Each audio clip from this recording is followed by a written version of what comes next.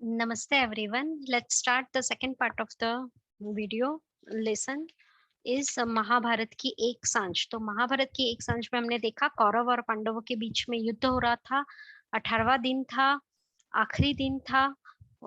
कौरव पूरी तरह से हार चुके थे और दुर्योधन जो है वो एक जलाशय में जाके छुप जाता है और युधिष्ठिर और भीम उसे बाहर निकालने के लिए कोशिश कर रहे, कोशिश कर रहे हैं और उन दोनों के बीच में बातें हो रही है। तो कहीं ना कहीं युधिष्ठिर जब उसे बोलता है कि तेरा गर्व अभी तक चूर नहीं हुआ है, तू अभी भी यही बोल रहा है कि मेरे भुजाओं में ताकत है, मैं ऐसी बातों से डरता नहीं है। हो अगर इतनी ही खुद पे गर्व है, प्राउड फील हो रहा है, तो बाहर आ और युद्ध कर हमसे। तो दुर्योधन जो छुप गया था वहां अंदर जलाशय से ही बोलता है कि अपने, और these are the RTC line, हम लोग थोड़ा सा इसको डिस्कस भी करेंगे। अपने स्वार्थ के लिए अपने गुरुजनों, बंधु बांधवों का निर्ममता से वध करने वाले महात्मा पांडवों की रक्त की प्यास अभी तक बुझी नहीं है, यह मैं जानता हूं। पर युधिष्ठिर, सुयोधन कायर नहीं है, वह प्राण रहते तुम्हारी सत्ता स्वीकार नहीं कर सकता। तो यहाँ दुर्योधन किससे कह रहा है? युधिष्ठिर से कह रहा है। वो ताना मार रहा है उसे कि तू अपने गुरुजन, जो तेरे गुरु है, जो तेरे बंधु बांधव, जो मित्र है तेरे, जो तेरे रिश्तेदार है, उन सबको तो तुमने निर्ममता से, क्रूअल एकदम, बहुत ही बुरी तरह से तूने उसका सबका वध कर दिया, तूने मार दिया। फिर भी क्या अभी तक तेरी रक्त की प्यास, रक्त ब्लड, फिर भी तेरे को अभी भी रक्त की प्यास तेरी बुझी नहीं है, ये तो मैं जानता हूं। पर युधिष्ठिर, तू चाहता है, मतलब इसीलिए तू मुझे अब मारना चाहता है। दुर्योधन मतलब अभी बोल रहा है कि तूने सबको तो मार डाला और तेरी रक्त की प्यास अभी तक बुझी भी नहीं है। पर मैं सुयोधन कायर नहीं है, और जब तक मैं जिंदा हूं मैं तुम्हारी सत्ता स्वीकार नहीं कर सकता, मैं तुम्हें राजा नहीं मान सकता। यहाँ किसके कौन सी रक्त की प्यास के बारे में कहा गया है, तब हम यही लिखेंगे आंसर कि जो गुरुजन और बंधु बांधव का वध पांडवों ने किया था, और इसी को उन्होंने रक्त की प्यास तेरी अभी तक बुझी नहीं है क्या, ये कहा गया है। और एक ओपिनियन बेस्ड ये भी क्वेश्चन पूछा जाता है कि ये इस युद्ध में कौन न्याय के लिए लड़ रहे थे और कौन अन्याय के लिए। तो आंसर विल बी कि न्याय के लिए पांडव लड़ रहे थे और अन्याय के लिए दुर्योधन मतलब कौरव लड़ रहे थे। और महाभारत ये धर्म और अधर्म का युद्ध था।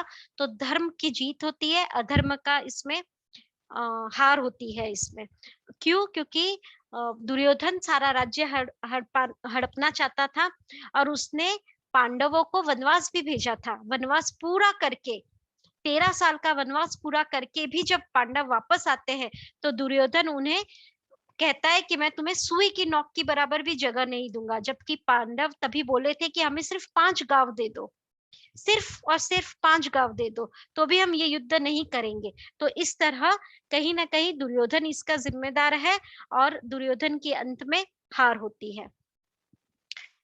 एक बार हम देख लेते हैं कि कौन कौन कौरवों की ओर लड़ा था, कौन कौन पांडवों की ओर लड़ा था। तो जब बार बार कहा जाता है कि गुरुजनों की तुम्हारी, तुमने उनका निर्ममता से वध किया, ऐसा दुर्योधन बोल रहा है। गुरुजन कौन थे? गुरु द्रोणाचार्य कौरवों की ओर से लड़े थे। भीष्म के बाद कौरवों की सेना के सेनापति थे। तो सबसे पहले भीष्म पितामह सेनापति थे कौरवों की सेना के, उसके बाद द्रोणाचार्य थे। द्रोणाचार्य ने पांडवों और कौरवों को बचपन से शिक्षा दी थी। और इस कहानी में एक और कैरेक्टर है अश्वत्थामा। अश्वत्थामा के वे पिता भी थे, गुरु द्रोणाचार्य। तो द्रोणाचार्य और अश्वत्थामा दुर्योधन की ओर से, कौरवों की ओर से लड़े थे। भीष्म पितामह, इनका बहुत ही मेन रोल है महाभारत में। भीष्म पितामह सबसे उम्र दराज थे, सबसे उम्र में बड़े थे, कौरवों की सेनापति थे। उन्हें इच्छा मृत्यु की वरदान प्राप्त थी कि जब तक वे नहीं चाहेंगे उनकी मृत्यु नहीं होगी। और उनका नाम भीष्म क्यों पड़ता है? उन्होंने एक भीषण प्रतिज्ञा ली थी कि वे आजीवन ब्रह्मचर्य का पालन करेंगे और कुरुवंश मतलब हस्तिनापुर का जो सिंहासन है, जो उसकी राजगद्दी है, हमेशा उसके प्रति निष्ठावान रहेंगे, वफादार रहेंगे। I think you can relate this character with वो बाहुबली का कटप्पा, जिसे उन्होंने हमेशा, बहुत अच्छे थे पर सिंहासन की रक्षा करेंगे, उसी तरह भीष्म पितामह, उन्होंने भी प्रतिज्ञा ली थी अपने पिता के पास। जब मतलब बहुत उनके इनका ये तो बहुत उम्र दराज है, तो बहुत पहले 2-3 पीढ़ी पहले उनके पिता को उन्होंने ये वचन दिया था कि मैं हमेशा हस्तिनापुर की रक्षा करूंगा। मतलब धृतराष्ट्र से भी पहले, तभी से वो उसकी कुर्सी, मतलब वो राजगद्दी है हस्तिनापुर, उसके प्रति वो उनकी निष्ठा रहती है, इसीलिए वो कौरवों का साथ देते हैं। इसी कारण गुरु द्रोणाचार्य भी कौरवों का साथ देते, क्योंकि वो राजगद्दी से जुड़े हुए लोग थे। कुशल योद्धा थे, अर्जुन से विशेष प्रेम करते थे, पांडवों को से प्यार करते थे, उन्हें पता था कि पांडव सही है। और मुझे लगता है इसके साथ ही हमें हाँ, कर्ण के बारे में भी जान लेना चाहिए। कर्ण दुर्योधन के मित्र है, बहुत ही सर्वश्रेष्ठ धनुर्धर है, पर हमेशा उन्हें लगता था कि दुर्योधन ने उनकी मित्रता और उसके जो एहसान है, इस कारण कर्ण ने भी कौरवों का साथ दिया था। ये 2-3 और नाम है, उसको हम बाद में देखेंगे। उसके पहले श्री कृष्ण भगवान का महाभारत में उन्होंने गीता उपदेश दिया है, अर्जुन को भगवत गीता का ज्ञान दिया था। 8वें अवतार है। जो एक मैंने कहा हमेशा युधिष्ठिर, आपको ये आंसर लिखना भी पड़ेगा कि युधिष्ठिर हमेशा शांति चाहते थे। वे हमेशा शांति प्रस्ताव चाहते थे और नहीं चाहते थे कि युद्ध हो, तो उन्होंने आखिरी कोशिश की थी उसमें। श्री कृष्ण वे भी शांति चाहते थे, तो उन्होंने एक संधि प्रस्ताव लेके गए थे कि सिर्फ आप हमें 5 राज्य दे दो और पूरा हस्तिनापुर आप रख लो, तो भी हम ये युद्ध नहीं करेंगे। तो ये संधि प्रस्ताव लेके गए थे। महाभारत के युद्ध में वे अर्जुन के सारथी बने थे, और उनकी जो सेना थी, वो सेना उन्होंने दुर्योधन को दे दी थी। उनकी बहुत बड़ी सेना थी, वो पूरी सेना उन्होंने दुर्योधन को दे दी, और उन्होंने ये वादा भी किया था कि मैं खुद एक भी हथियार नहीं उठाऊंगा, वेपन मैं नहीं लड़ाई लड़ूंगा। I will be only the sarathi. सारथी मतलब वे अर्जुन का रथ चलाते थे। इसका जिक्र आगे के डायलॉग्स में आएगा, तब आप याद रखिए। और महाभारत का युद्ध क्यों हुआ था, और अधर्म को मिटाकर धर्म की स्थापना कृष्ण भगवान भी चाहते थे, इसीलिए कहीं ना कहीं उन्होंने महाभारत के युद्ध के पक्ष में थे फिर वे। और अंत में युद्ध हुआ और भगवान ने पांडवों का साथ दिया, और अपनी नीतियों से, सही ज्ञान से पांडवों की जीत होती है। Let's start. तो हम देखते हैं कि वे लोग उसे बाहर निकालना चाहते हैं, दुर्योधन को बाहर निकालना चाहते हैं। तो अब भीम कह रहा है, तो फिर आना बाहर और दिखा अपना पराक्रम।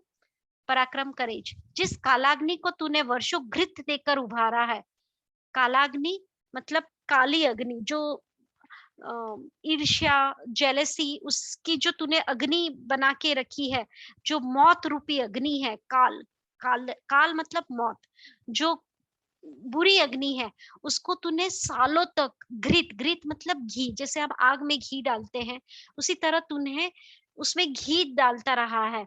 और उसकी लपटों में, और जो उसकी फ्लेम्स लपटों में, तेरे साथी तो स्वाहा हो गए। उसके घेरे से तू क्यों बचना चाहता है, जब सब तो तेरे मर गए, अब तू क्या खुद को बचा के अंदर पानी में छुप रहा है। अच्छी तरह समझ ले, ये तेरी आहुति के लिए बिना शांत ना होगा। आहुति मतलब आहुति लेना, सैक्रिफाइस जो हम करते हैं, तो वो आग में जब तक अब तू भी स्वाहा नहीं होगा। ये जो युद्ध की अब कालाग्नि, मौत रूपी आग तूने लगाई है, अब तू अगर उसमें स्वाहा नहीं होगा तो ये अब शांत नहीं होने वाली है। दुर्योधन, जानता हूं युधिष्ठिर, भली भांति जानता हूं अच्छे से, किंतु सोच लो, मैं थक कर चूर हो गया हूं, मैं तो बहुत थक गया हूं। टू टायर्ड, चूर हो जाना। मेरी सभी सेना तितर बितर हो गई है, मेरी सेना इधर उधर चली गई है। मेरा कवच, कवच जो प्रोटेक्ट करता है उन्हें, युद्ध में पहनते हैं, फट गया है। मेरे शस्त्र चूक गए हैं, वेपन्स। मुझे समय दो Yudhishthir, give me some time. क्या भूल गए मैंने तुम्हें 13 वर्ष का समय दिया था। आरटीसी की लाइन। दुर्योधन क्या कहता है, वक्ता कौन है, श्रोता कौन है, ठीक है। उसके बाद, क्या मैंने तुम्हें 13 वर्ष का समय दिया था। दुर्योधन कौन से 13 वर्ष के समय की बात करता है। तो एक ही बार में थोड़ा सा महाभारत के जो इवेंट्स हैं, जो सीन बाय सीन थोड़ा सा याद रखिए तो इजी हो जाएगा।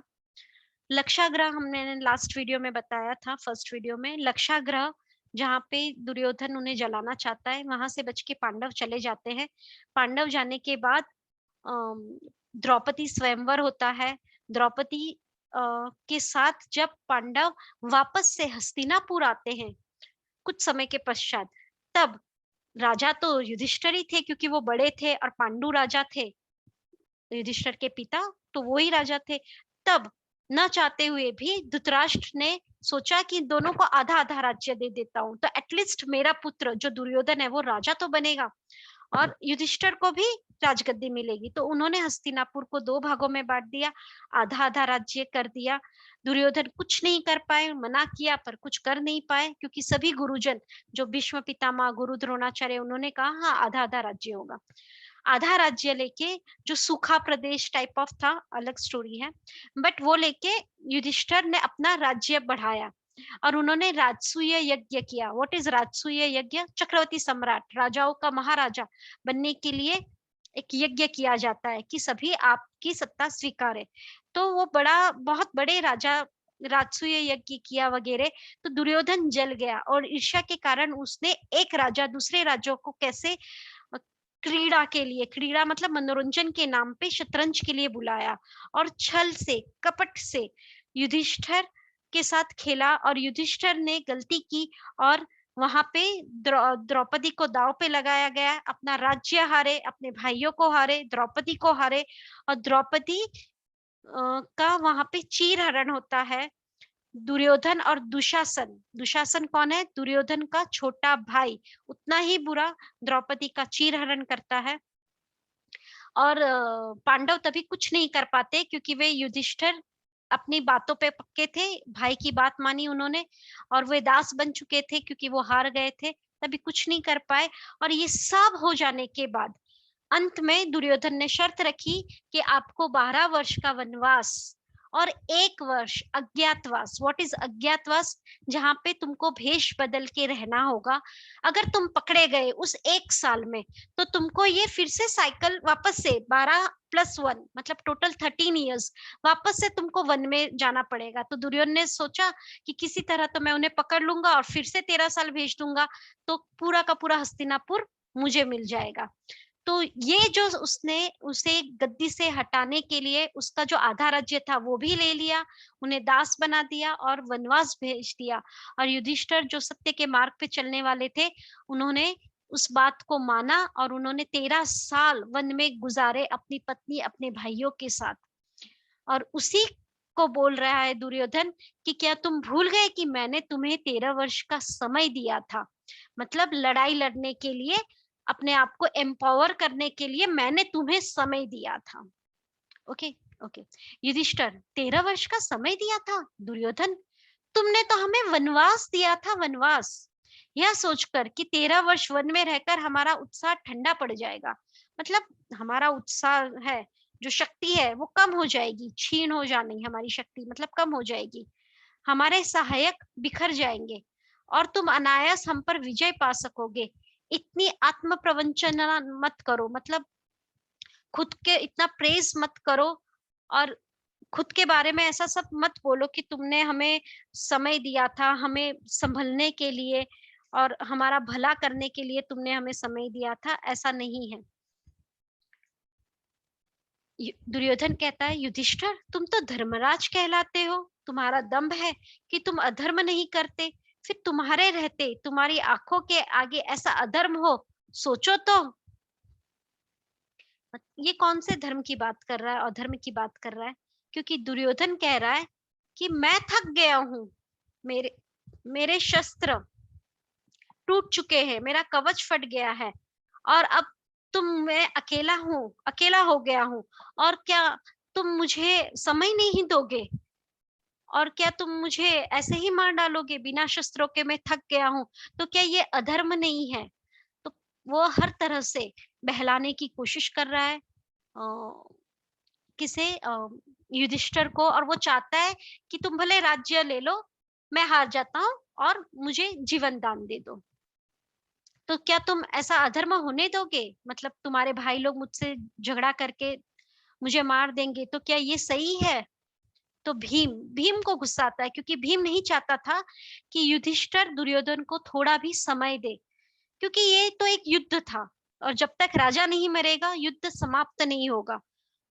और जिन लोगों ने, पांडवों की सेना ने, जिन्होंने उनकी कुर्बानी दी है, उनकी कुर्बानी भी तो व्यस्त, मतलब वो भी तो, उसका भी तो कोई मोल नहीं रहेगा। अगर हम आज दुर्योधन को छोड़ देते हैं तो उनकी कुर्बानी व्यर्थ हो जाती है, वेस्ट हो जाती है। भीम नहीं चाहता था कि दुर्योधन को छोड़ा जाए। तो भीम कहता है, अच्छा, तो अब तुझे धर्म का स्मरण हुआ है। धर्म मतलब राइटफुल वे, कोई भी सही तरीका। सच है कायर और पराजित ही अंत में धर्म की शरण लेते हैं। ऐसा क्यों कहा भीम ने? क्योंकि जब तक हम बलवान रहते हैं तब तक हम सही गलत नहीं करते हैं। ताकत है तो गलत कार्य भी कर लेते, पर जैसे ही आज दुर्योधन हार रहा है, पराजित हो रहा है, वो अब कायर है, वो कोवर्ड है, वो भाग गया युद्ध से, क्योंकि उसके कारण तो सब मर गए, पर अब खुद बचना चाहता है। तो अब वो किसकी शरण में आ रहा है? धर्म की शरण में आ रहा है। कोई भी आरटीसी की लाइन है यहाँ, देखते हैं। नहीं, ठीक है। युधिष्ठिर, अरे पामर, मतलब अरे बुरे इंसान, नीच इंसान, दुष्ट इंसान, तेरा धर्म तब कहाँ चला गया था? अब ये धर्म की बातें हो रही है, राइटफुल वे की बातें हो रही है। तो तेरा धर्म कब तब कहाँ चला गया था, जब एक निहत्थे बालक को 7-7 महारथियों ने मिलकर मारा था? जब आधा राज्य तो दूर, सुई की नोक के बराबर भी भूमि देना तुझे अनुचित लगा था। ये आरटीसी की लाइन है। इसमें किसके बारे में बात हो रही है? किस बालक को मारा था? कौन से 7 महारथियों ने उन्हें मारा था?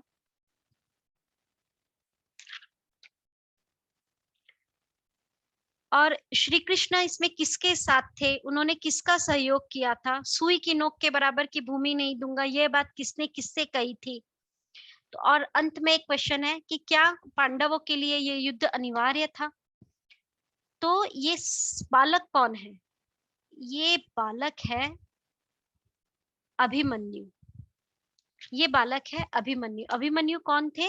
युधिष्ठिर कह रहा है कि तू आज धर्म की बात कर रहा है, कि जब तुम लोगों ने अभिमन्यु को मारा था। अभिमन्यु कौन है? अभिमन्यु अर्जुन का पुत्र था, 16 वर्ष का, कम उम्र वाले बच्चों ने इस युद्ध में भाग नहीं लिया था। सिर्फ अभिमन्यु, जो अर्जुन का बड़ा पुत्र था, वो बहुत पराक्रमी था, तो उसने युद्ध में भाग लिया था। वो चक्रव्यूह भेदना चाहता था। चक्रव्यूह मतलब स्ट्रेटेजी, ऐसे सर्कल्स और सर्कल 7 लेयर्स होती है, जिसमें ऐसा कौरवों ने अपनी एक स्ट्रेटेजी बनाई थी पांडवों को हराने के लिए, और उसको तोड़ना अभिमन्यु चाहता था। और अभिमन्यु लड़ाई के लिए उस चक्रव्यूह में आया था और युद्ध के नियम तोड़ के उसका वध किया गया था। एक क्वेश्चन ये भी पूछा जाता है कि युद्ध के नियम क्या क्या होते हैं? तो युद्ध के कुछ नियम इन शॉर्ट में आपको बता दूं। सूर्योदय मतलब सूर्य उदय, सनराइज के बाद युद्ध चालू होता है और सनराइज के पहले युद्ध खत्म हो जाता है। आफ्टर सनराइज तुम रात को युद्ध नहीं कर सकते हो, नंबर 1। नंबर 2, राजा राजा से, सिपाही सिपाही से, सोल्जर सोल्जर से, ऐसे ही युद्ध कर सकते हैं। नंबर 3, अगर एक से एक ही जन युद्ध करेगा, मतलब बहुत सारे लोग मिलके किसी एक को नहीं मार सकते हैं। युद्ध वीरों के जैसे हो सकता है, तुम उनकी डेड बॉडीज के साथ वगैरह कुछ गलत नहीं कर सकते हो। ऐसा ये युद्ध की नीतियां है। और निहत्थे पे, जिसके पास कोई हथियार नहीं होता है, और वो कहे कि युद्ध, तो उसको उस समय एक हथियार दिया जाता है और तब युद्ध होता है। पीठ पीछे गलत तरीके से ऐसे युद्ध नहीं किया जाता है। और कुछ एक इंसान एक से ही युद्ध करेगा, मिल के युद्ध नहीं कर सकते, ऐसे युद्ध के नियम होते। उन सभी नियमों को तोड़कर अभिमन्यु की हत्या हो जाती है। 7-7 महारथी इन्होंने मिलकर अभिमन्यु को मारा था। 7 महारथी कौन थे? द्रोणाचार्य, जिन्होंने धनुर्विद्या सिखाई थी। जो कौरव और पांडव के कौन थे? गुरु थे। कर्ण, कर्ण दुर्योधन का जो मित्र था। जयद्रथ, जयद्रथ कौन है, हम इसके बारे में देखेंगे। जयद्रथ ने भी इस युद्ध में कौरवों का साथ दिया था। जयद्रथ ने जब अभिमन्यु मर गया था तो उसको सर को के ऊपर पैर रख के उसने बहुत जोर जोर से हाहाकार किया था, और उसने ही जयद्रथ को अभिमन्यु की मृत्यु का कारण भी माना जाता है। अश्वत्थामा कौन थे, वो द्रोणाचार्य के पुत्र थे। शकुनी मामा उसके, दुर्योधन और दुशासन इसका भाई दुशासन। जयद्रथ और अश्वत्थामा के आगे बारे में जब आएगा तब हम उनका कैरेक्टर स्केच देखेंगे।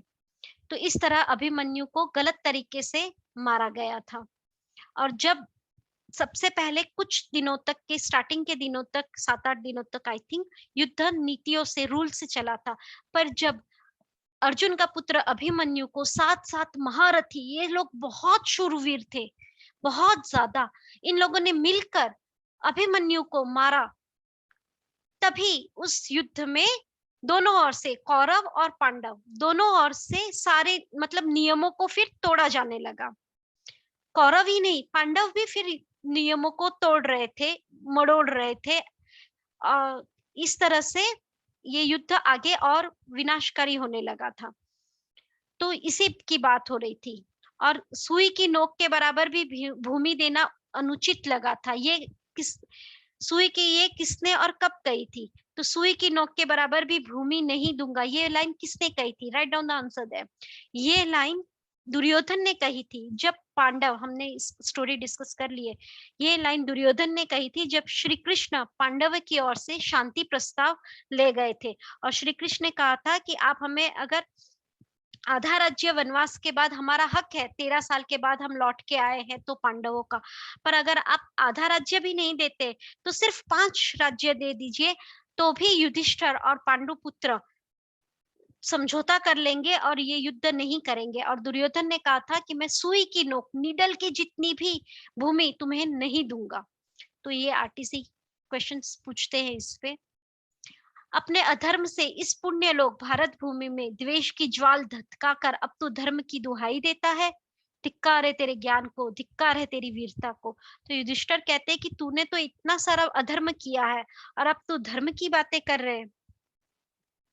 और जो ओपिनियन बेस्ड क्वेश्चन है कि क्या युद्ध अनिवार्य हो गया था, तो हाँ, युद्ध अनिवार्य हो गया था, क्योंकि सुई के नोक के बराबर भी वे उसे जगह नहीं देना चाहते थे। तो कहीं ना कहीं ये धर्म और अधर्म का युद्ध हो गया था। इसीलिए फिर पांडवों को ये युद्ध करना पड़ा था, क्योंकि दुर्योधन अपने हट पे अड़ा था और वो जो भी कर रहा था वो अधर्म था। भीम, सॉरी दुर्योधन, एक निहत्थे जिसके पास हथियार नहीं हो, कोई वेपन नहीं है, थके हुए व्यक्ति को घेर कर वीरता का उपदेश देना सहज है युधिष्ठिर। मतलब तुम मुझे ऐसे वो वीर कौन होता है ये सब आप उपदेश दे रहे हो, ये तो बहुत इजी है। मुझे खेद है, मुझे दुख है, आई एम सैड कि उसके लिए तुम्हारी प्रशंसा नहीं कर सकता, मैं तुम्हारी तारीफ नहीं कर सकता कि तुम मुझे उपदेश दे रहे हो। पर मैं सच कहता हूँ तुमसे, इस नर हत्याकांड से मुझे विरक्ति हो गई है। What is virakti? डिटैचमेंट। नर हत्याकांड, इतने लोग मर गए हैं इस हत्या में, तो मतलब अब मुझे है ना कुछ नहीं चाहिए। मैं डिटैच हो चुका हूँ, मैं बहुत दुखी हूँ, मैं उदास हो गया हूँ, मेरे सब लोग मर गए। अब तक तो दुर्योधन बहुत वीर बन रहा था, अब अचानक से वो बोल रहा है कि मैं तो डिटैच हो गया हूँ, मुझे विरक्ति हो गई है, मुझे कुछ नहीं चाहिए, ये मोह माया है, संसार है। इस रक्त रंजित मतलब खून से सना हुआ, ब्लड स्टैंड सिंहासन, जो राजगद्दी, क्योंकि इस पे बहुत से लोगों का खून लगा है, बहुत से लोग मर गए, मेरे सारे बंधु बांधव गुरुजन सब मर गए हैं, तो अब मेरे को ये नहीं चाहिए। तुम निश्चित मन से जाओ और राज्य भोगो, मतलब जाओ जाओ, तुम जीत गए और तुम हस्तिनापुर का राज्य ले लो। और सुयोधन क्या करेगा? हुई सुयोधन, दुर्योधन मतलब सुयोधन तो वन में जाकर भगवत भक्ति में दिन बिताएगा, मैं तो भगवान का नाम लूंगा और दिन बिताऊंगा। अब तुम ये सब ले लो, तुम मुझे उपदेश मत दो कि मुझे वीरों की भांति लड़ना चाहिए। क्यों? क्योंकि मुझे इतना खून खराबा देख के अब मुझे युद्ध नहीं करना है, अब मैं भगवान के नाम करूंगा। तो भीम कहता है, व्यर्थ है दुर्योधन, तेरी या कूटनीति या पॉलिटिक्स डिप्लोमेसी नहीं चलेगी। अपने पापों के परिणाम से अब तू किसी भी प्रकार नहीं बच सकता। बाहर निकल कर युद्ध कर, बस यही एक मार्ग है। तो यहाँ भीम और युधिष्ठिर उसे ललकार रहे हैं, उनको बोल रहे कि बस युद्ध तो तुझे करना ही पड़ेगा, तू बाहर निकल पानी से और तुझे युद्ध तो करना ही पड़ेगा। दुर्योधन के पास बहुत सारा ज्ञान था और उसको पानी में बहुत समय तक रहने की कला भी पता थी। दुर्योधन, अप्रस्तुत को मारने से यदि तुम्हें संतोष मिलता है तो लो मैं बाहर आता हूँ। जल से बाहर निकलकर पास आने तक की आवाज। तो आप इमेजिन कीजिए, पानी में से बाहर आ रहा है दुर्योधन, अप्रस्तुत मतलब अनप्रिपेयर्ड को मारकर, अगर इफ यू आर सेटिस्फाइड, अगर तुम्हें संतोष मिलता है तो लो मैं बाहर आता हूँ। पर मैं पूछता हूँ युधिष्ठिर, युधिष्ठिर को पूछता है, मेरे प्राणों का नाश करके तुम्हें क्या मिल जाएगा, मतलब तुम्हें क्या मिलेगा मुझे मारकर? राज्य तो मैं तुम्हें ऐसे ही दे रहा हूँ, ले लो। अब वो दे रहा है, अब तो ले लो तुम, तो तुम मुझे क्यों मारना चाहते हो? तो युधिष्ठिर बोलता है, अरे पापी, यदि प्राणों का इतना मोह था तो फिर ये महाभारत क्यों रचाया? न्याय को ठोकर मारकर अन्याय का पथ क्यों ग्रहण किया? तो वो बोलता है, अगर तुझे सच में इतना सारा अपना जान प्यारी है तो तूने ये क्यों किया? महाभारत क्यों करवाया तूने? मतलब युधिष्ठिर के को लगता है कि महाभारत का जो जिम्मेदार है वह कौन है? दुर्योधन ही है। तो न्याय को ठोकर मारकर अन्याय का पथ क्यों ग्रहण किया? जो मतलब न्याय, जस्टिस को छोड़ के गलत तरीकों से के रिश्तों पे क्यों चला? लास्ट लाइन कर लेते हैं, then we'll end this. Yudhishthir, मैंने जो कुछ किया अपनी रक्षा के लिए। अब यहाँ पे दुर्योधन अपना पॉइंट ऑफ व्यू रख रहा है कि मैंने तो खुद को डिफेंड कर रहा था, मैं अपने को बचा रहा था, मैं तो जीना चाहता था, शांति और मेल से रहना चाहता था, मतलब मैं सबको प्यार से अच्छे से रहना चाहता था। परंतु मैं यह नहीं जानता था कि तुम्हारे रहती मेरी ये इच्छा कभी पूरी नहीं होगी। मतलब मैं बचपन से ऐसा नहीं था, मैं तो प्यार से रहना चाहता था, खुद के लिए रहना चाहता था शांति से। पर तुम्हारे रहते ये इच्छा तो मेरी कभी पूरी ही नहीं हो सकती थी। ओके, तो यहाँ अब हम देखेंगे दुर्योधन का पॉइंट ऑफ व्यू क्या था, जो भारत भूषण जी अपने इस एकांकी के द्वारा उन्होंने ये दूसरा एक पॉइंट ऑफ व्यू रखने की कोशिश की थी कि दुर्योधन क्या सोचता था। उसको लगता था कि पांडवों की गलती थी महाभारत में, तो वो अलग तरीके से, क्योंकि पहले के जमाने में तो क्या सबको महाभारत में धर्म का ही समझ में आता था, तो ये बहुत पहले ये कहानी लिखी गई है, तो उस समय a different point of view हमें इस कहानी से समझाया गया था।